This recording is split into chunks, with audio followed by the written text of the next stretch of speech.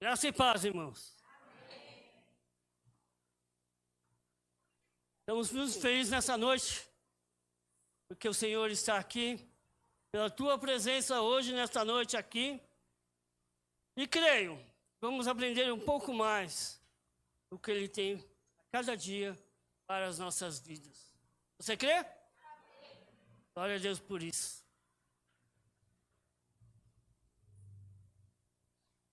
Nós vamos falar de um assunto um tanto quanto interessante.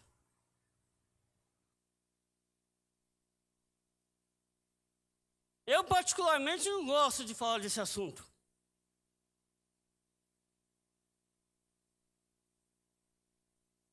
Eu gosto quando mostra o assunto, o título da mensagem. Mas às vezes a gente tem dificuldade de colocar lá. Glória a Deus por isso. Nós vamos falar sobre nossas armas. Eu estava falando porque particularmente não gosto de falar de armas. E creio que muita gente não gosta. Quando você fala de armas, de guerra, de luta, de brigas, é uma coisa muito ruim. Eu, pelo menos, a minha percepção, enxergo isso. Você falar sobre guerra, para quem não sabe, faz mais de 100 anos que não tem nenhum dia de paz no mundo. Sempre existe uma guerra ocorrendo em algum lugar do mundo há mais de 100 anos. O século passado, ele passou inteiro sem nenhum dia de paz. Sempre estava nessa situação. Mas quando nós falamos de arma, quando nós falamos de guerras, nós enxergamos de uma forma negativa. Não é isso? Afinal, quando uma guerra é instaurada, o que acontece? Existem muitas coisas envolvidas. É política, é tática, é estratégia, é território, e muita coisa ali, oculta, escondida ali. Consequentemente, existem muitas mortes, seja de adultos, crianças ou idosos, porque perdem ali as suas vidas nesses eventos trágicos. Mas eu quero aqui tomar uma visão disso, mais para o âmbito interno, sobre as nossas guerras internas, sobre as nossas batalhas pessoais, sobre as nossas lutas individuais. Eu te convido a abrir a sua Bíblia na segunda carta de Coríntios, capítulo 2, capítulo 10, aliás, 2 Coríntios 10, 3 a 6. Vocês me ajudem aí, vocês viram que eu falei, não falaram nada, olha. Parecem meus alunos de verdade básica. Alô? 2 Coríntios, capítulo 10, versos 3 a 6. Obrigado pela água.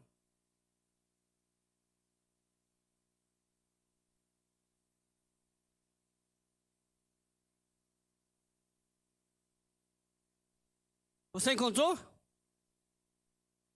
Glória a Deus. Não encontrou ainda? Está difícil? Diz assim a palavra do Senhor. Embora sejamos humanos, não lutamos conforme os padrões humanos. Usamos as armas poderosas de Deus e não as armas do mundo, para derrubar as fortalezas do raciocínio humano e acabar com os falsos argumentos. Destruímos todas as opiniões arrogantes que impedem as pessoas de conhecer a Deus. Levamos cativos todo pensamento rebelde e o ensinamos a obedecer a Cristo. E Depois que vocês se tornarem inteiramente obedientes, estaremos prontos para punir todos que insistirem em desobedecer. Amém? Meu Deus, Pai, eterno Pai, coloca aqui na tua presença, Senhor, nesta noite, para que o Senhor me use como canal da tua palavra, da tua bênção nessa noite, Senhor, neste lugar. Que as pessoas possam ouvir essa palavra, retê-la e praticá-la, Pai.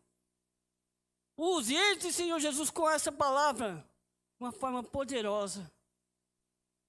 Mostre-nos, Senhor, o que tu queres ensinar nesta noite. O que eu te peço em nome de Jesus. Amém. Paulo, a exemplo de Jesus, sempre utilizou alguma alegoria. Seja na área esportiva, na área musical. E aqui ele faz uma alegoria na área militar, demonstrando que nós possamos vencer as guerras, cada um em sua própria luta, em sua própria disputa. Possamos vencer essas guerras internas nas nossas vidas. E mesmo sendo humanos, devemos renunciar a esses pensamentos. Renunciar aos pensamentos, ora, humanos. Aqui, olhando humanamente, devemos entender que Paulo quer usar não armas reais, armas palpáveis, mas armas espirituais para vencer as lutas internas. Nós conseguimos enxergar isso na vida do rei Davi. Davi, quando foi ungido rei, Samuel viu o primeiro filho de Jessé entrar na sala e pensou consigo, é esse. Viu aquele homem forte, formoso, guerreiro e pensou, com certeza este será o próximo rei de Israel. Certamente é esse que Deus escolheu. Só que quem conhece essa história sabe. Deus falou para ele, não é este. E isso aconteceu com os 6 primeiros filhos de Jessé. E quando Samuel olhou e olhou assim até desanimado com o Senhor, pensou consigo, será que eu entrei na casa errada? Perguntou para Jessé, não tem mais nenhum filho, não? Tem certeza? Aí Jessé lembra, tem um pequenino lá, pastor de ovelhas, não fica nem em casa. Está lá cuidando das ovelhas. Então manda chamar Davi. E nesse momento, o Senhor abre os olhos de Samuel. Ele deveria enxergar com os olhos espirituais e não com os olhos carnais. Assim devemos ser. Olhar as armas que vamos carregar como armas espirituais. E quais são essas armas? Nós vamos entender primeiro a natureza dessas armas. Paulo ali em 2 Coríntios descreve a natureza dessas armas. A vida cristã não é assim como um parque de diversões, mas é realmente um campo de guerra. Estamos diariamente nessa guerra, nessa luta. Ela não termina. Estamos numa batalha e não num lugar, numa cúpula protegida, uma cúpula espiritual, não. Estamos diariamente em uma batalha. Isso podemos dizer, inclusive, dentro da igreja.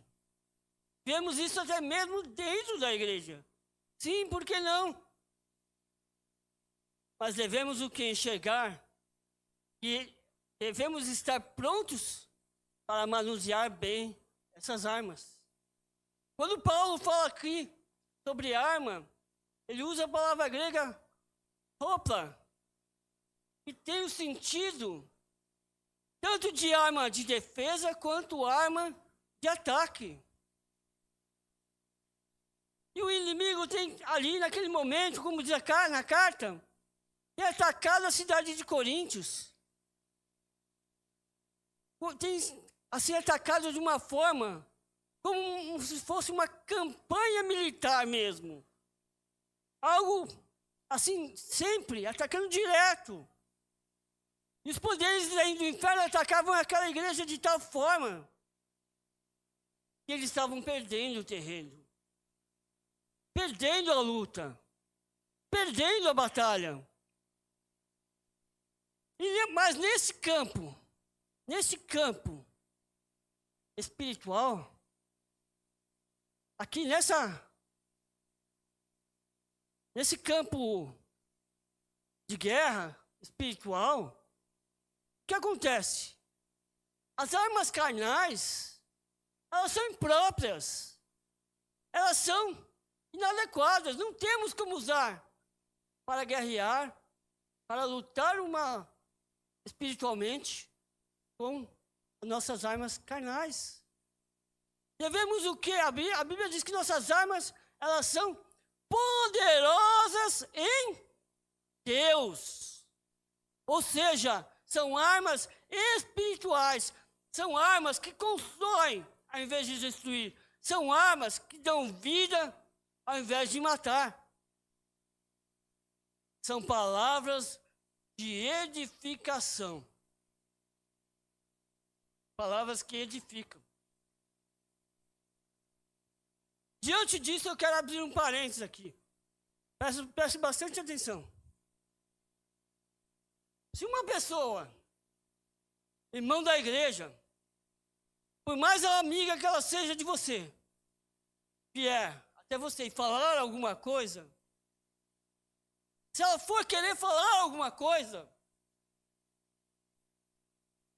pergunte para ela antes: isso vai servir para minha edificação ou não? O que você vem para mim falar, vai me edificar ou não? Se você for falar qualquer coisa da outra pessoa, pense primeiro se vai servir para edificação ou não. Estou falando porque, como qualquer igreja, temos tido problemas quanto a isso. O chamado diz que diz. Ou como diz outros nomes disso. Sabe qual que é o outro nome disso?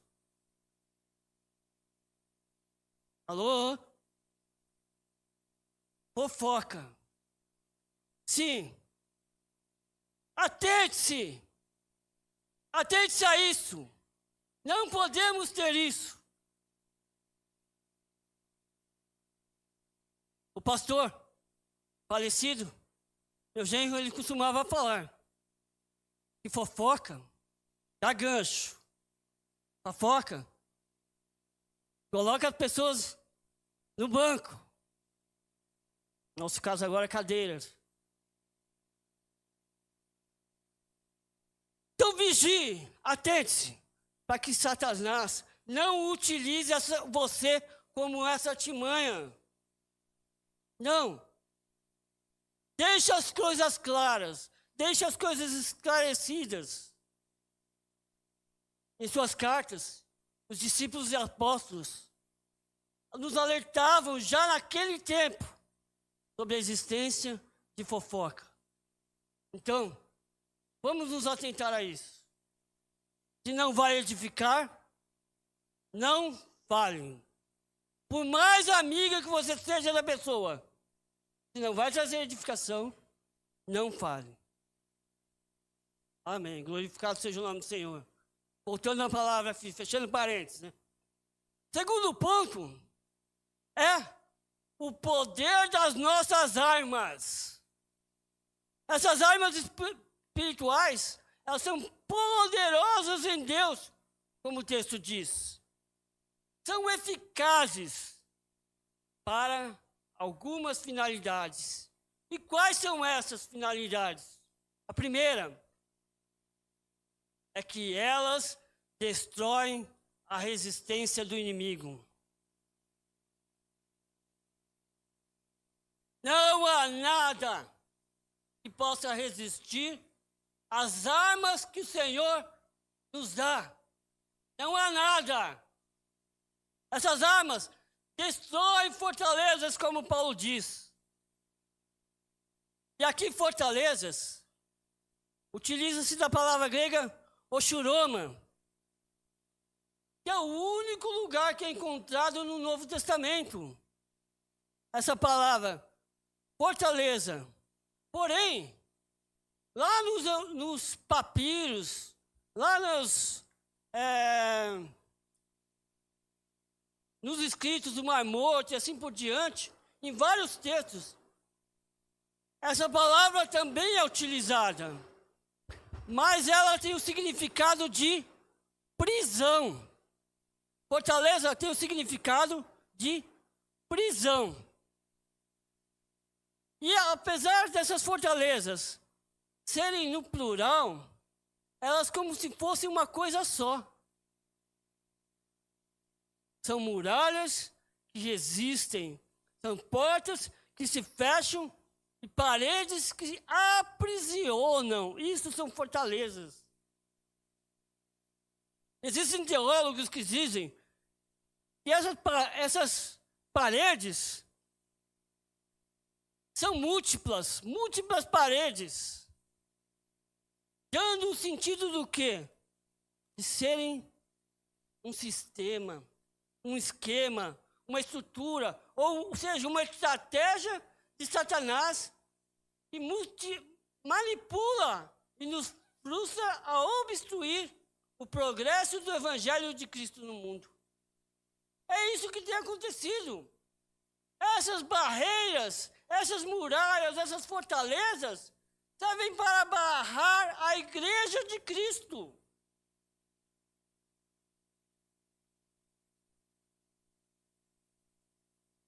E Satanás também tem as suas fortalezas. E parecem ser até lugares inconquistáveis. Mas essas armas espirituais que usamos no Senhor, podem detonar qualquer muralha, podem fazer ruir qualquer resistência, qualquer muro. Não há nada que possa impedir o agir de Deus.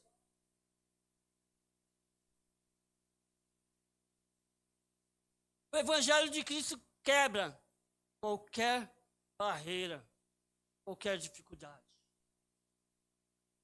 Segundo ponto é que elas anulam as estratégias do inimigo.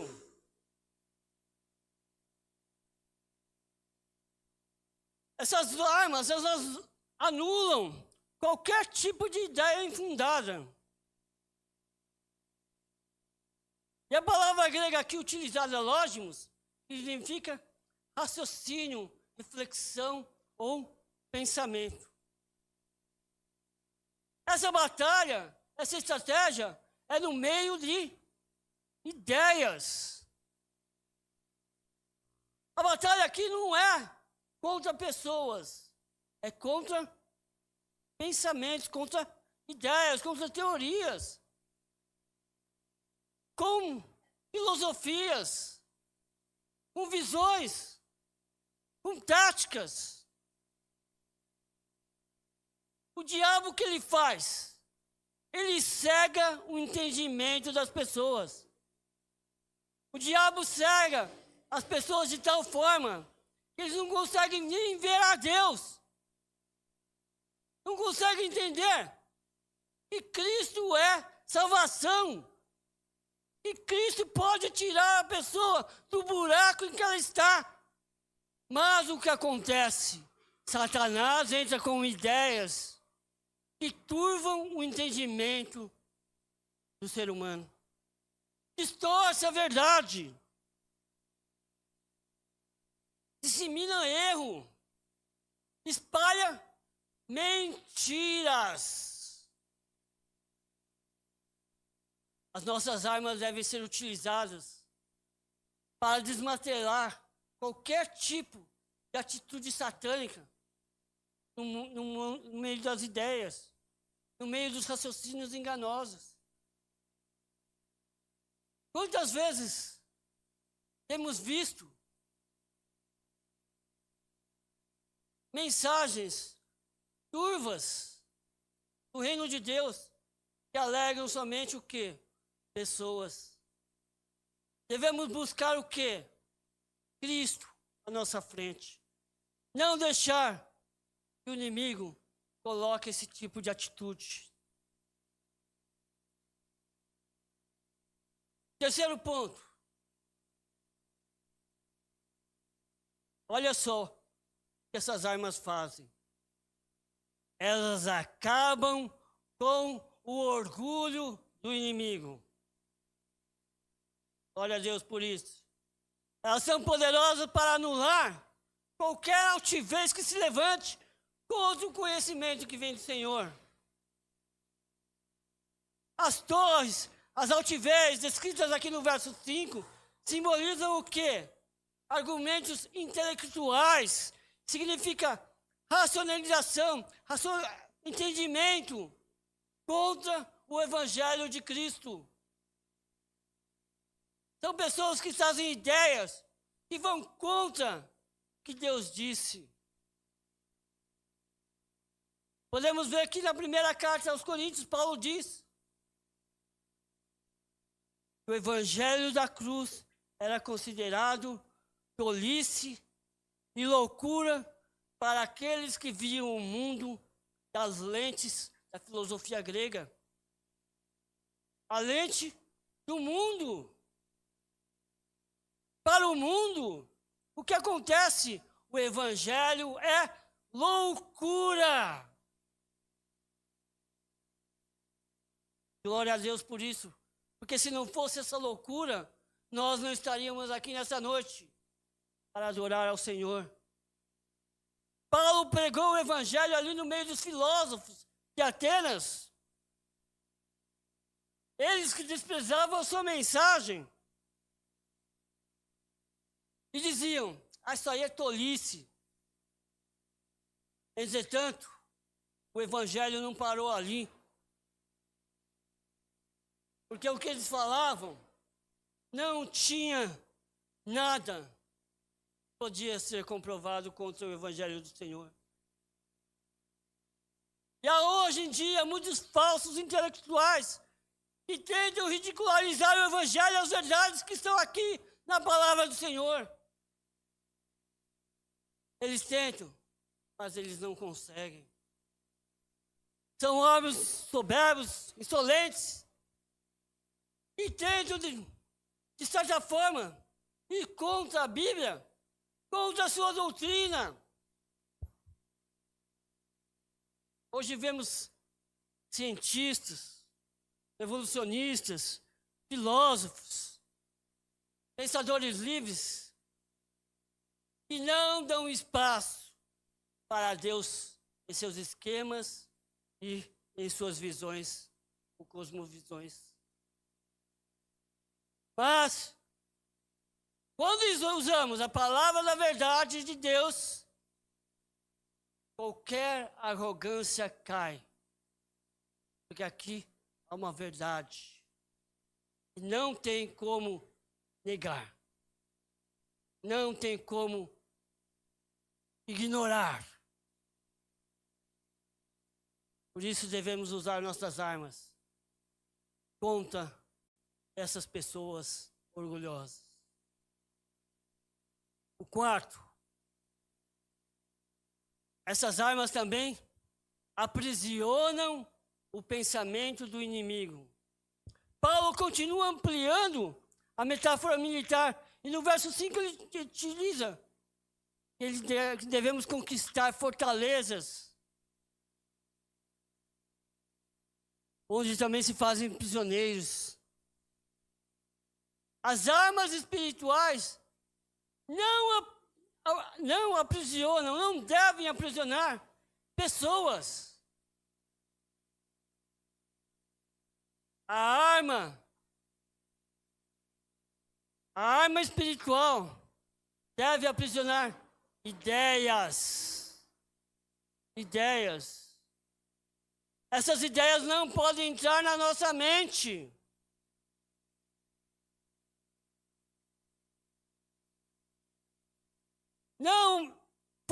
Paulo não diz aqui que há derramamento de sangue. Não há matança no campo de batalha. Não. Diz que nós devemos obedecer a Cristo. E, consequentemente, aqueles que não se arrependem experimentarão o quê? As ações da desobediência ao Senhor. Essa obediência a Cristo nos faz ser livres da escravidão do pecado, livres do erro. E essa liberdade deve ser vivida em nossas vidas. Amém? Terceiro ponto. Nós vimos lá, no primeiro ponto, a natureza das nossas armas. Aqui nós vimos para que servem essas armas. E por fim, estamos vendo a eficácia das nossas armas. Paulo, então, no verso 6, como um verdadeiro guerreiro de campanha diante de Cristo, trajando suas armas espirituais, não só tira as resistências, as estratégias, a soberba, os pensamentos dos inimigos, mas também tem a autoridade de punir aqueles que desobedecem. Aqueles que vão contra o que Deus ensinou em sua palavra. É como se eles fossem levados à corte marcial, como se eles fossem levados para serem condenados, uma condenação perpétua. E essas pessoas é o que nós podemos chamar hoje falsos apóstolos, falsos obreiros, falsos pastores, que têm até mesmo dito que são servos do Senhor. Mesmo diante dessas armas, mesmo com essas, munindo-se dessas armas espirituais, a guerra nunca termina. As lutas nunca terminam. E é importante saber que quem guerreia passa dificuldades. Você não precisa abrir. Mas João 16,33 diz assim: eu lhes falei tudo isso para que tenham paz em mim. Aqui no mundo vocês terão aflições. É só patear, só até esse ponto. Aqui no mundo vocês terão aflições, terão lutas, terão dificuldades, terão guerras.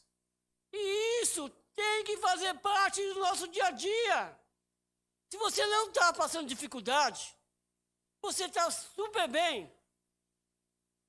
Vou te falar uma coisa. Alguma coisa está errada. Porque a Bíblia diz que tereis aflições. Mas diz também, nós vencemos o mundo. Glória a Deus. Quem guerreia, pede ajuda. Pede ajuda. Quem está ali na batalha tem que pedir ajuda. Isso é sério, irmãos. Olha o que diz 2 Coríntios 8, 9 e 10. De todos os lados somos pressionados por aflições, mas não esmagados. Ficamos perplexos, mas não desesperados.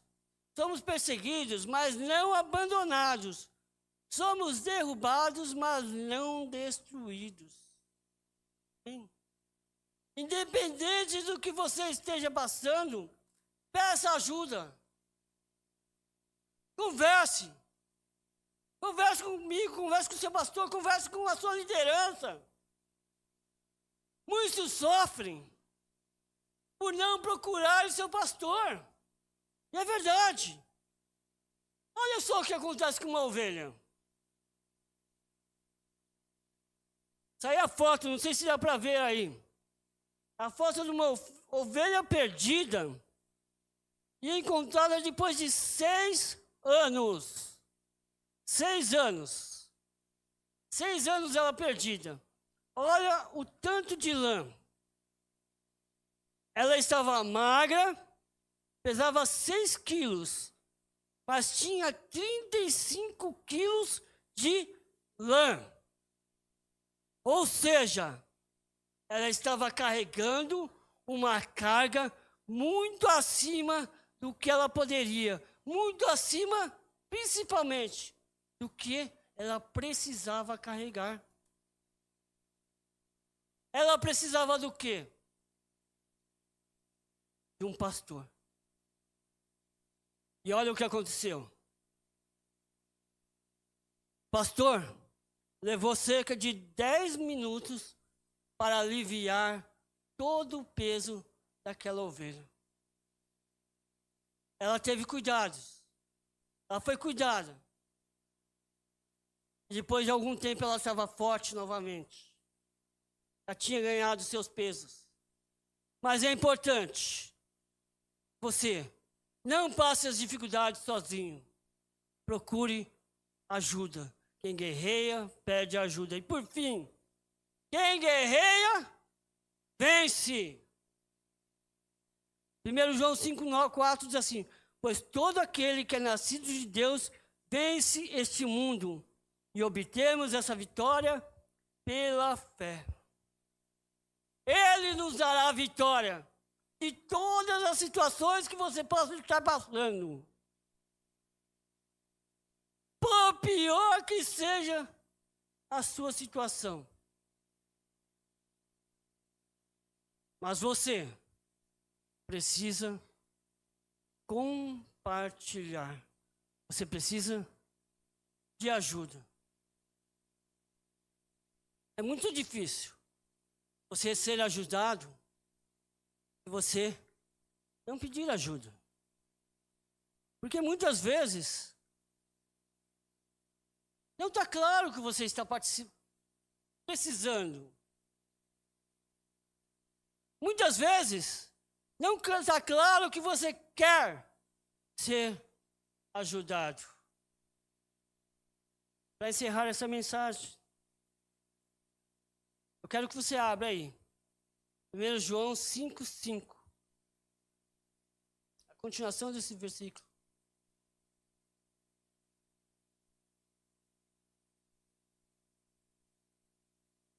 Primeira carta de João 5,5.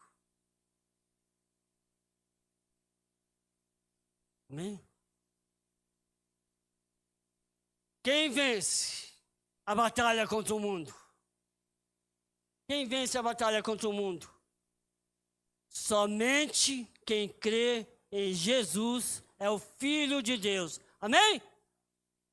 Somente quem crê que Jesus é o Filho de Deus. Se você quer vencer essa batalha contra o inimigo, creia no Filho de Deus que é Jesus. Amém?